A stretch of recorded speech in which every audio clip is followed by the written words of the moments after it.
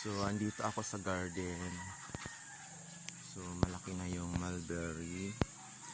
And then, ang maganda, so nagtiwala yung mga ibon. Yung ibon. So, yan, ang aking chicken duck. Nandito sila maggawa ng kanilang nest. Titingnan natin, ha? Ayan, oh. Ayan.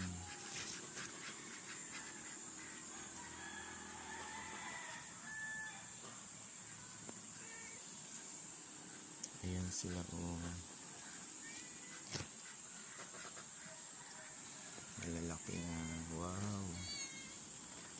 So, dito gumawa ng nest yung mother nila kasi safe sila. Hindi sila pakikialaman.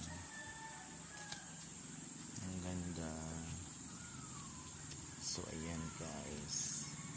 So, dito lang yan sa